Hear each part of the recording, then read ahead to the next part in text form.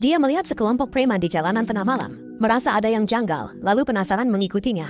Benar saja, dekat stasiun, mereka menghadang seorang gadis. Sebagai fotografer jalanan, Jack buru-buru memotretnya. Hingga saat preman menghunus pisau, ia berteriak menghentikan mereka. Melihat itu, para preman naik pitam dan langsung menghampirinya. Jack langsung memotret beberapa kali saat ada kesempatan. Karena situasi makin berbahaya, ia menunjuk ke kamera pengawas dan bilang polisi sedang menuju ke sana. Preman-preman itu sadar tak bisa lama-lama, jadi mereka pergi dengan lesu. Sebagai ucapan terima kasih, gadis itu memeluk dan mencium Jack dengan semangat sampai mereka hampir ketinggalan kereta terakhir. Beruntung, penumpang kereta segera membantu dan ia pun masuk gerbong.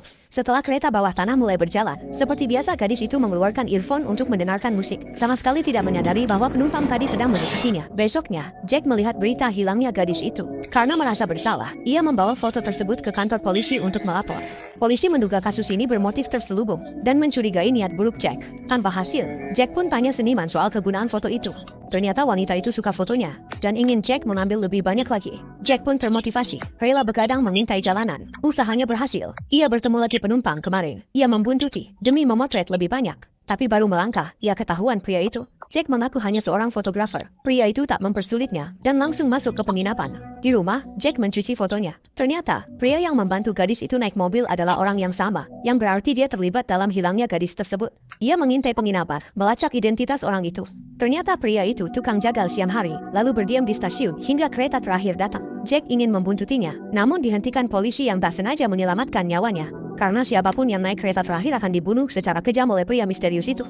Jika ada penumpang sulit, petugas kereta akan membantu. Besoknya, demi foto, Jack nekat berseragam dan menyelinap ke jagal. Namun, baru memotret, ia ketahuan pria misterius ganas. Ia lari ke gudang beku, dan saat hampir ditemukan, Jack sigap bergantung hingga lolos tanpa ketahuan.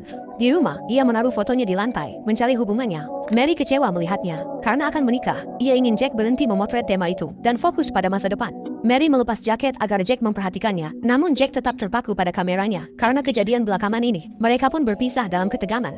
Waktu pun berlalu hingga larut malam. Jack menyiapkan kameranya dan naik ke kereta yang sama dengan pria misterius itu. Awalnya, pria itu tampak normal, hanya duduk diam di kursinya. Hingga kereta memasuki bagian akhir perjalanan, pria misterius itu mulai melakukan pembantaian secara brutal. Hal itu membuat Jack sangat ketakutan, namun ia tetap berusaha tenang dan merekam adegan berdarah itu.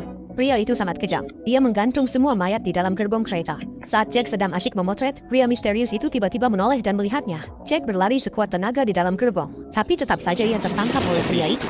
Saat siuman, Jack tergantung sungsang di gerbong remang, dikelilingi kerumunan monster yang terus menggigiti tubuhnya. Jack mengira nyawanya akan berakhir di sana, namun ternyata ia tidak mati, bahkan berhasil melarikan diri dari stasiun akhir. Di rumah, Jack melihat pola aneh di tubuhnya lewat cermin. Ia bercerita pada Mary soal kejadian di kereta. Mary menyarankannya